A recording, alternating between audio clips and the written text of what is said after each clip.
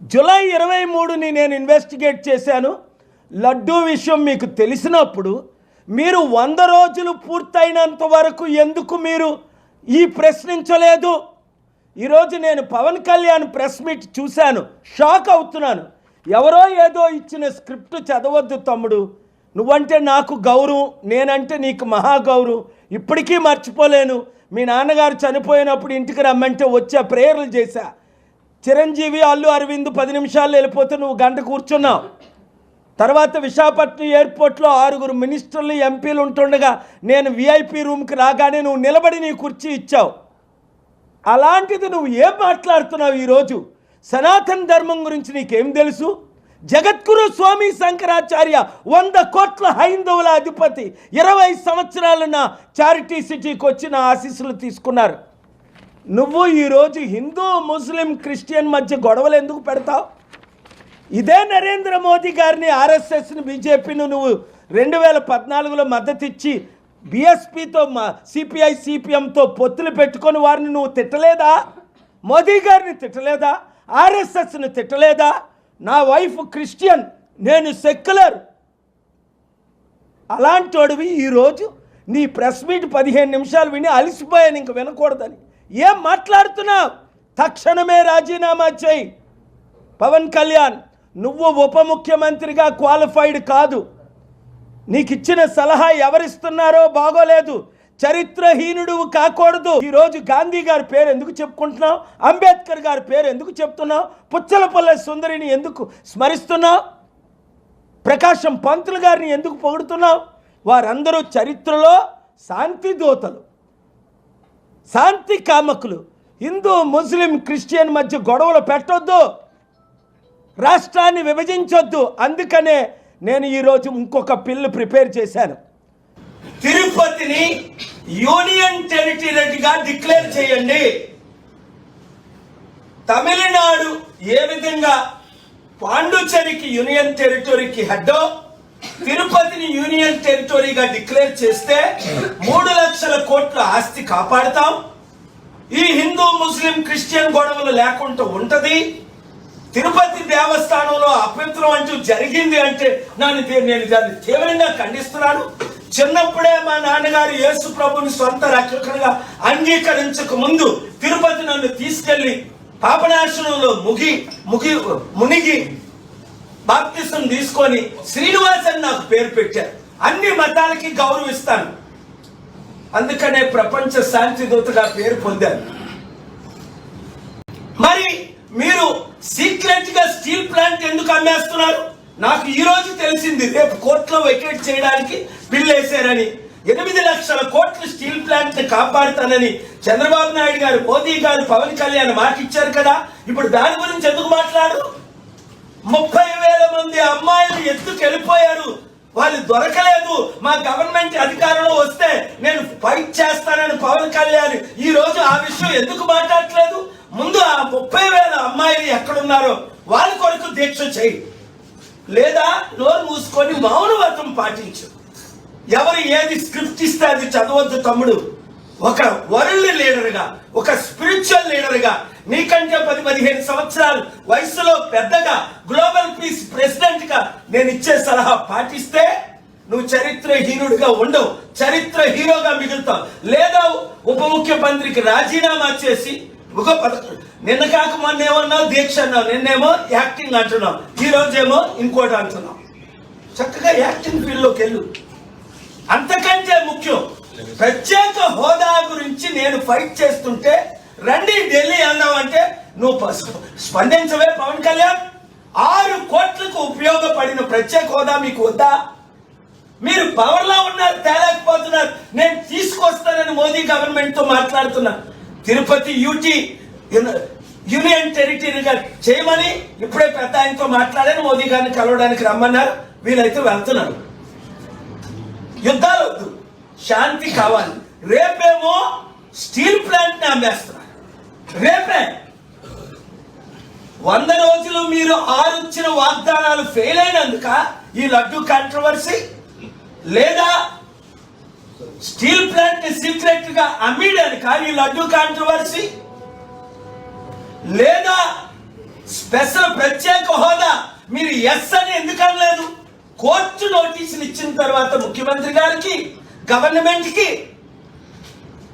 10 సంవత్సరాల నుంచి ప్రత్యేక హోదా వస్తే మన అప్పులన్నీ 6 కోట్ల ఆంధ్రులు బాగుపడతారు, 15 కోట్ల తెలుగు ప్రజలు హ్యాపీ ఫీల్ అవుతారు. దాని గురించి మీరు నోరెప్పుకుంటా, ఫైట్ చేయకుండా, ఢిల్లీ రాకుండా, ధర్నాకి రాకుండా, నాతో కూర్చోకుండా ఏం చేస్తున్నారు? ఒళ్ళు దగ్గర పెట్టుకోండి. దేవుడు క్షమించడు, నేను క్షమించను. అందుకనే తిరుపతిని యూనియన్ టెరిటరీగా డిక్లేర్ చేయమని నేను బిల్లు ప్రిపేర్ చేశాను. రేపు మీరు న్యూస్ వింటారు. Thank you very much. Sir ఇప్పుడు హైదరాబాద్ కూడా చేయాలి కదా సార్? తిరుపతి చేస్తే హైదరాబాద్ కి తిరుపతి కనెక్షన్ ఏంటి? అంటే హైదరాబాద్ కావాలని విభజనకు ముందు నుంచి అడుగుతున్నారు కదా సార్? ఎవరు అడుగుతున్నారు? అందరం ఏపీ వాళ్ళు అడుగుతున్నారు, మిగతా వాళ్ళంతా అడుగుతున్నారు కదా sir?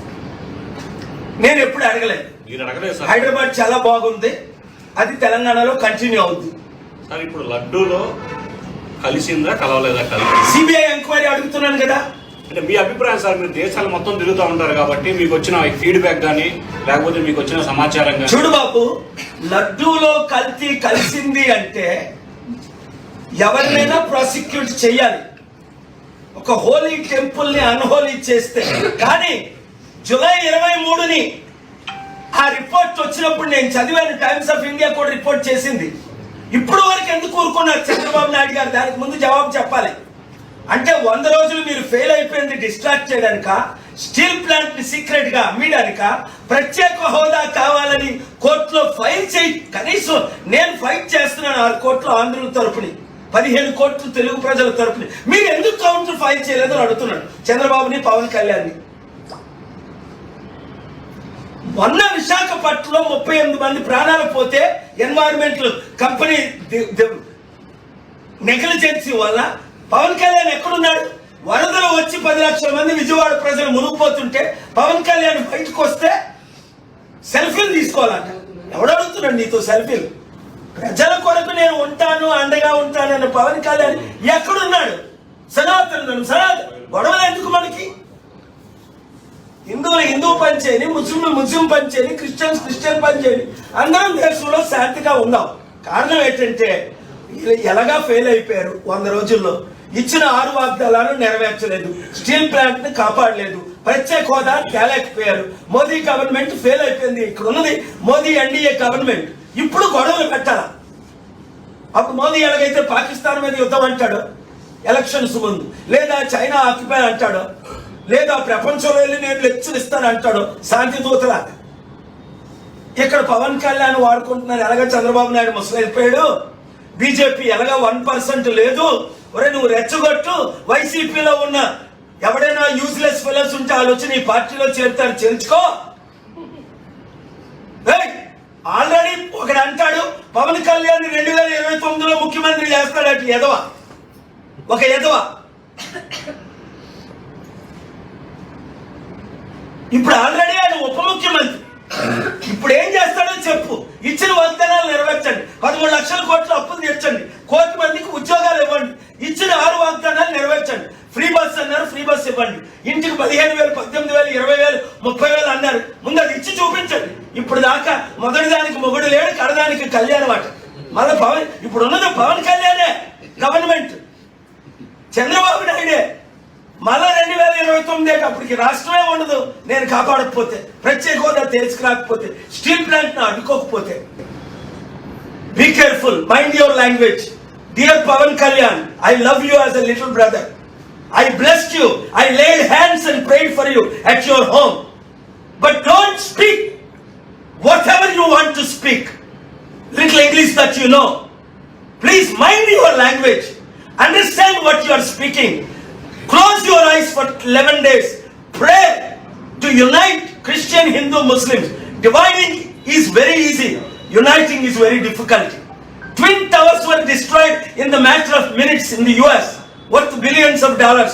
To build those twin towers, it took years. First, do what you promised to the people of Andhra Pradesh. When you fail to do, come, let us work together. I am here to help you. Thank you very much.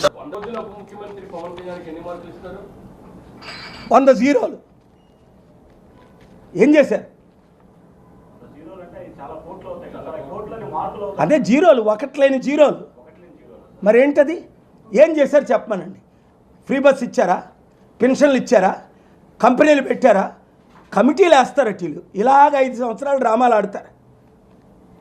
Pawan Kalyan is a good actor. Be an actor. You are not fit for politics. లేకపోతే ముందు ఇన్ని పార్టీలు మారుతారు. ముందు ప్రజారాజ్యం పెట్టారు, chapter close, కాంగ్రెస్లో కలిసిపోయారు అన్నదమ్ములు ఎదురును. తర్వాత జనసేన పెట్టారు, తర్వాత బీజేపీలో అలయన్స్ ఇచ్చారు టీడీపీకి 2014లో. బయటకు వచ్చి వాళ్ళందరినీ ఘోరంగా తిట్టారు. 2019లో ఆవిడెవరో మాయావతి పాదాల మీద